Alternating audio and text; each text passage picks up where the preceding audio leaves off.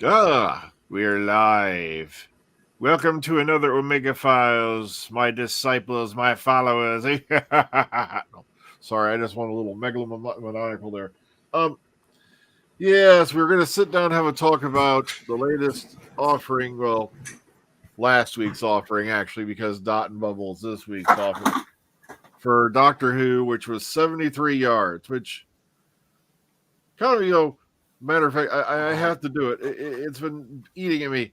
How dare you, Russell T. Davies, use yards when the English system's in meters? No, but they do mention the meter measurement and all that. But okay.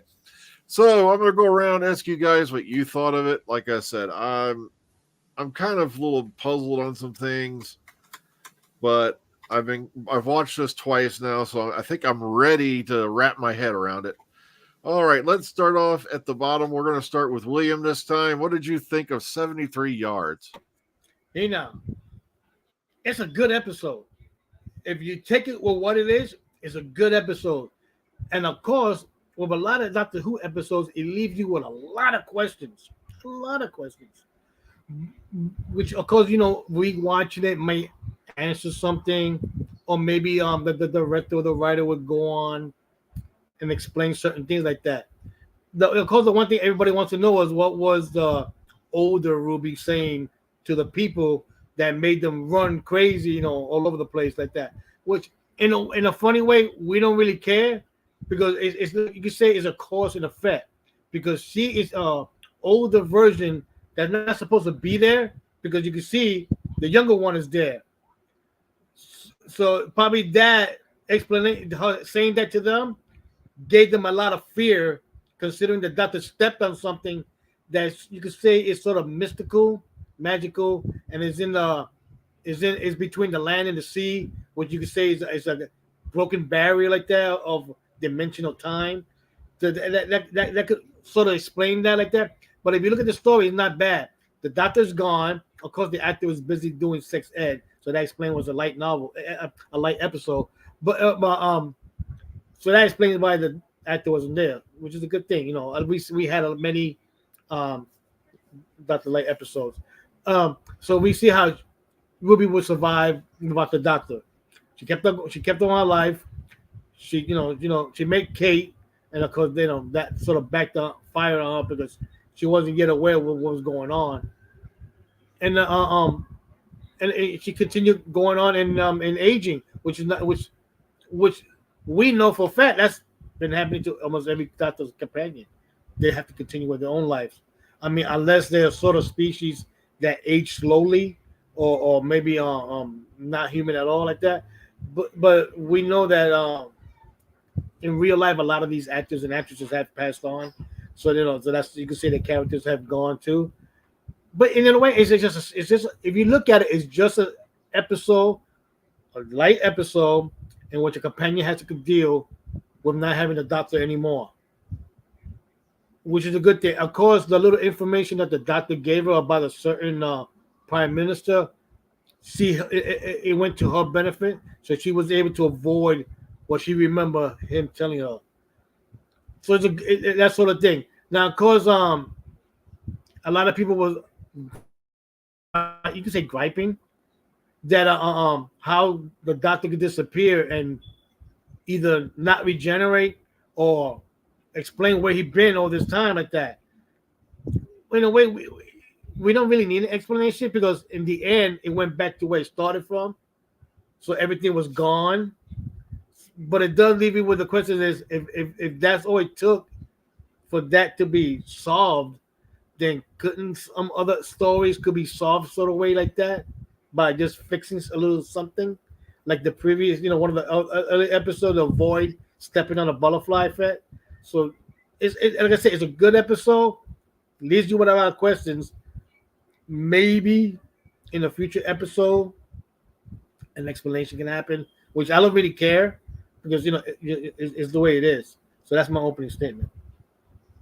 Yeah, because we got the one of the enders is called Legend of Ruby Sunday, so maybe it's something they'll touch back on or something along that line. Plus, yeah, this was one of the first episodes that was filmed for the new season, which is why they kind of deliberately made it Dr. Light, because Shudigawa was still finishing up his stuff that he was doing for sex education.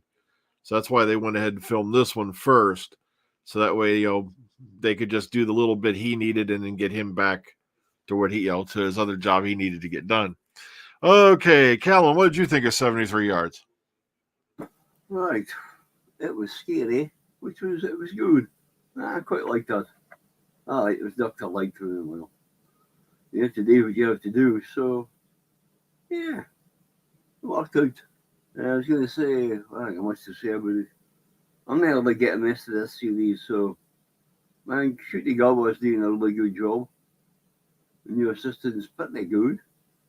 And at least she got a lot to do with this episode, which assistants like, apparently. Going to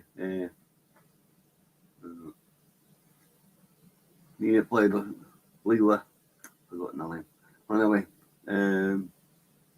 yeah, I think I figured what's going to happen in the gravity thing, but that will be to the end of the season, so I'm not going to spoil it in case it is what I think it is. It'll be like a classic thing anyway. I think I'm much else to say about it. No, that's it. Okay. AJ. Yeah, this one I didn't mind at all. It felt like a mixture of a horror movie with Journey to the Center of the TARDIS, The Girl Who Waited, and Blink, sort of all mashed into one. I like the idea of that woman being so far away. She's like a creeping horror that's at a distance, and no one can really figure out who or what she is until the very end when we find out that's Ruby, and she's like stuck almost in a single time loop where she goes back to where she came from and then avoids what happens with the Doctor stepping in the fairy circle. My theory is this season is all about reality being broken and they're trapped like in a land of fiction. And I don't think Ruby technically is real. I think she's a character that's been like designed and written for the Doctor. The Doctor most assuredly is real, but he was like shunted out of that story by breaking that circle, and Ruby was forced to live through the story to the end and then back to the beginning again. The one thing I do want to say that I enjoyed though was when she was like an old woman sitting on the cliff looking at the TARDIS. The way the plants and stuff grew on the TARDIS is like when Clara died and they painted up the TARDIS for when Clara died, if you remember. They had like the flowers and the creeping vines and all that. Really cool callback, I thought, of that one. But yeah, very good episode. Very creepy. Okay, DWC. So, round off with monologue from me, then I suppose. Very bad and slight.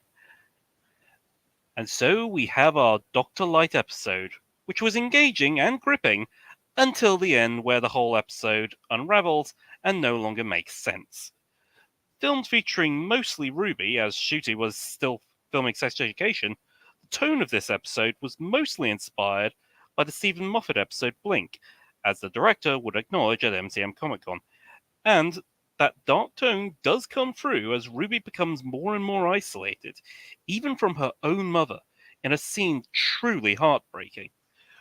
While this episode is great, of a classic science fiction writing, its ending ultimately lets it down by completely misunderstanding the bootstrap paradox, as now it seems there's no way for Ruby to get old in the way that would have resulted in her going back in time to begin with. Also, where exactly did the Doctor go anyway? He couldn't have gone into the TARDIS, or he would have taken off. Another example of what makes this episode stand out is how dark it is. Is just how dark a topic they will touch, as it seems to imply that Robert Winland had, censoring for YouTube, Me Too'd Marty Bridges. While nothing was explicitly said, this seemed like a dark topic to include on a program watched by children, whether on the iPlayer or BBC One at tea time. All in all, an episode with a lot of potential, but could have done with a better ending. Plus, it was a very historic episode. Did everyone catch the first time moment in this great story? It's the first time that P has been mentioned.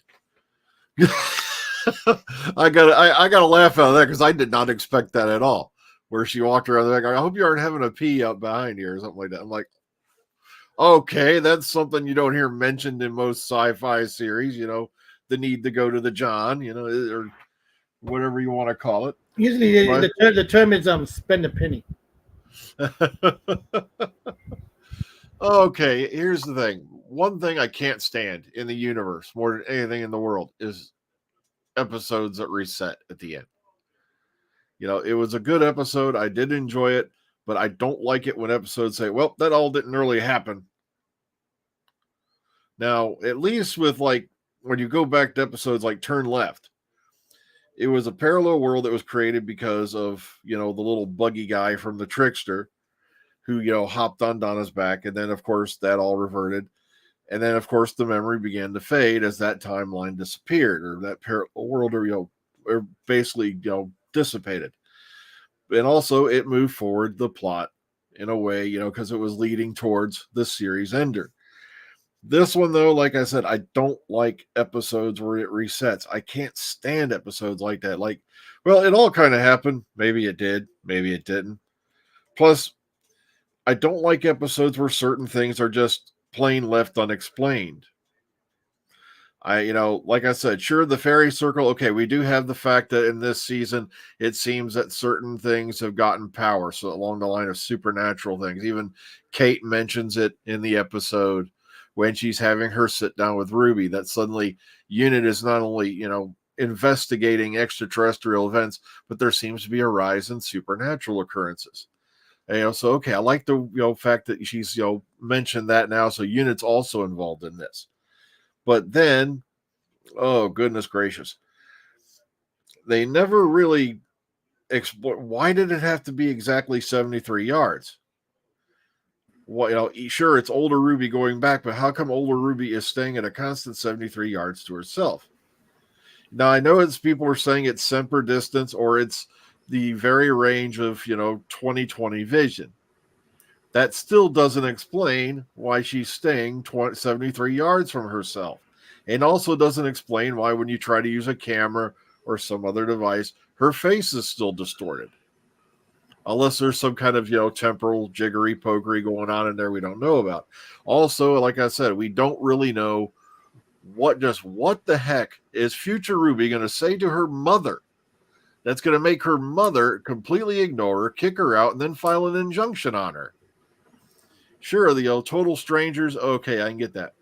And of course, the prime minister, what's his name? I've already forgotten his name. As I feel bad. Well, he didn't. It would have been Mad Jack. It was something Ap William or something like that. Robert Ap William. Yeah, for some reason his name just not sticking in my head.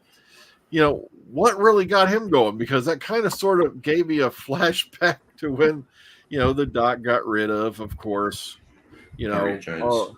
Harriet Jones. Thank you, Harriet Jones, former prime minister. Made it go the "don't you think she looks tired" thing. But what do you say to people that makes them flip out like that? And it can't just be, oh, look, there I am, and I'm here in two aspects, because any old person can walk up to you and do that. Plus, why was the character, even though she's backing up or she's trying to go towards them, staying at a constant 73 yards? I'd like a better explanation for why that's happening. Maybe you could say it's because she's trying to avoid temporal distortion, or maybe she's trying to avoid meetings. Or AJ, you got your hand up. What do you got on this? I was going to say, RTD did mention that this is based around a Welsh myth, I think it is, or something to that effect. Mad Jack and the whole idea of that woman, I believe.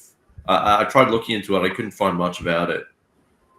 I've not read anything about that, but as far as why it was 73 yards, that was kind of not an exact science that Rossi was doing, but he was at a Cardiff Pier or whatever, and he actually measured himself along the railing and actually discovered that 73 yards was all it took was what it took to still be able to see a person but not really see their face. And they actually ended up testing this with their cameras, I should point out. They didn't think, they thought that if they put different lenses, then they'd still be able to. But no, apparently, no. The cameras, not even cameras, can pick that up. Oh, thanks, Roger, for reminding us of the name. Yeah, for Roger, just Jose, if it's Roger, I believe. Whereas my friend Steven was saying, if he's going to waste that much money, why waste it on nuclear weapons? Find some way to keep it from frickin' raining here in Wales. All right, that's what he would say at least. Plus, like I said, the fact that everybody's just going to sit back and let Wales have nuclear capability. You know, like I said, now I know it's a fictional show. I know you have to suspend belief a little bit, but I honestly do not see anybody just sitting back and letting Wales have nuclear capability. I especially the Soviet Union and China. I don't think though they would allow that. Exactly. There's going to be a lot more meetings in just a few years of, oh, I'm going to save up so many $1 million. We're going to get this. Plus the fact that, you know, he's supposedly going to launch these things on Pakistan, if I remember correctly, as they mentioned towards the end. Does he honestly think that any of them missiles are going to get out of the country before they're shot down? Because, you know, with $65 million, that ain't going to buy you a whole lot, for one. Two, we've got, you know, plus, you know, the UK is not just going to sit there and watch those missiles come out of the silos and go overhead. Let alone unit. You've got the Eastern Bloc countries, and you got everybody between there and there. And it's like that, you know, like I said, so I had to, you know, really let myself stretch on that because I don't see, you know, I could not even see the remote possibility of just guy, well, I'm prime minister now. We're going to buy nuclear weapons, and now we're going to take our set on the stage. If it was that easy, let's just say it took a lot of other countries a lot more years than that to get away with it, and a lot more money. But for $65 billion, yeah. So that kind of took me out to the edge of believability there. The whole fact that now Wales is going to end the world. Okay. All right. Go ahead, AJ. Oh, the fact that you're saying that it stretches credibility of this story so far to the point where it almost breaks, I think it gives credibility to the fact that it's not real. Like everything that's happening so far is just, it's all fiction. It's not real. It's so fantastical. It's ridiculous almost. You mean like living in the land of fiction? Yes. Like I did mention before the last podcast last week, I think that the Doctor is trapped in the land of the fiction, and Susan Twist is going to be the master of the land of fiction. Because if you remember right, second episode with Maestro was they had that song and dance thing where RTD was being openly in your face but subtle, saying there's a twist in the end. I think Susan Twist is the master of the land of fiction, and everything that's happened this season is just utter nonsense. It would fit. Yeah, it would fit. It would. That would be one of the biggest explanation. Again, nobody. And what's funny, nobody can gripe about it because they would have to go back and watch that story of the land of fiction. It can really depend. As far as the whole thing with everything supernatural that's happening in the show right now, it is meant to be a whole point. The whole reason that's actually been happening is ever since Wild Blue Yonder, when the Doctor put that salt on the ground. Yeah. That's what ultimately led the Toymaker to come out from his universe, and the Toymaker ultimately changed everything. Well, and that's why you have so much supernatural stuff happening now. Well, don't also forget that you had in Torchwood, you had fairies, but they weren't supernatural fairies. They were multi-dimensional beings or something that took children and turned them into themselves. Yeah, but a lot of things happening right now are explicitly supernatural. Well, okay, that's probably it. I wouldn't say supernatural. I'd say fantastical. Yep. As long as the vehicle, as long as a black 67 Impala doesn't pull up, then we'll really be going with. Okay. That'll Scooby-Doo. I would like to say, actually, the marketing for this episode, or rather, in the sense of from that preview from the last episode, this was actually done really well in that all we actually got was that pub that Ruby went into from that preview. To the point, I don't think any of us really expected any of what was happening in this episode. I feel a lot of us kind of expected it's all something that's going to take place in this pub. But sorry, I was going to say something. I was going to say, but also the beginning part of the story with the pub also lends more credit to the idea that it's like a fiction, like a bad movie almost, with the way they were acting, where they were trying to be sinister and evil, and all of a sudden they just started bursting out laughing, making fun of the non-local person, and then go back to sinister and evil again, and then burst out laughing again. Like it kept switching back and forth to the point where it was a farce almost. Me, I didn't understand why they were being that cruel, but as a little interesting bit of continuity, that location for the pub and the woman who actually, the actress who played the woman who ran it, that location, that woman, you've seen them all both before. They were both in the Torchwood episode Countryside. Ah, okay. Yep, that was one of my favorite Torchwood episodes right there, Countryside. Oh, man. But okay, so it would be interesting to find out, that that Ruby was actually, created, not born, as in, because we do know that coming up the end of the season, the episode's name is The Legend of Ruby Sunday. And that makes me wonder, what if she is a fictional person created out of the land of fiction? Now, that would be interesting as hell if that was true. I'm not going to get my hopes up because you know how these things go. So, it usually turns out to be a complete, different thing than what we speculate. But it is an interesting thought. Oh, What was the name of that second Doctor story with him? The Mind Robber, I believe. Yeah, Mind Robber, you're right. Several people have actually just pointed this out in the chat. This is just a nice little bit of trivia. I mean, Roger Williams' party was called the Albion Party. Apparently, Albion is an old Welsh Celtic word for Great Britain. Yeah, I looked into that too. I thought it was going to be something more sinister.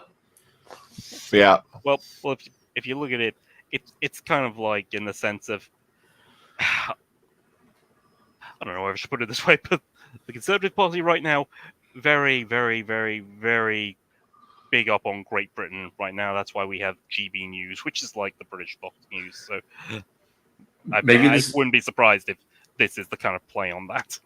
Well, I was going to say maybe it's also a play on Trump. Make America great again. Make Britain great again. Possibly, I wouldn't be surprised. It seems like bigger, better, bolder, and all that other stuff that was in the campaign headquarters sign.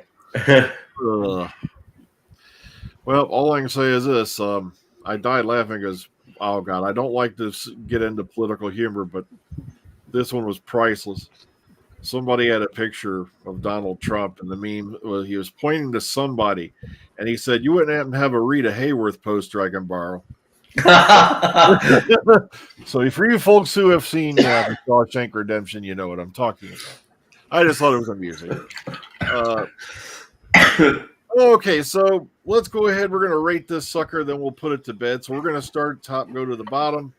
Let's start with DWC. Out of 10, how do you rate 73 Yards? It was a good episode, but the ending really completely threw me in a complete misunderstanding of how the bootstrap paradox works, to the point it doesn't really work as a bootstrap paradox. So I'm going with a 7. If it wasn't for that ending, I would have put it higher, but I'm putting it at a 7. Okay, AJ? Yeah, I'm going to have to go 8.5 out of 10. I believe this is a very good, standalone horror story. Honestly, you don't need to know anything about the show for this to be something that's kind of entertaining. And I got to say, I still think this is all fiction. None of this is real. All right, Callan? Yeah, I'm giving it 8. Yeah. All right. Hope we get some more stories as good as this one. All right, William? Yeah, I'm gonna give it an 8. I don't think of it as a bootstrap paradise thing, but that's a little different. But I liked it. I liked it that maybe he is in a line of fiction, and that probably explained why the finale title also is going to remind us of a third Doctor story.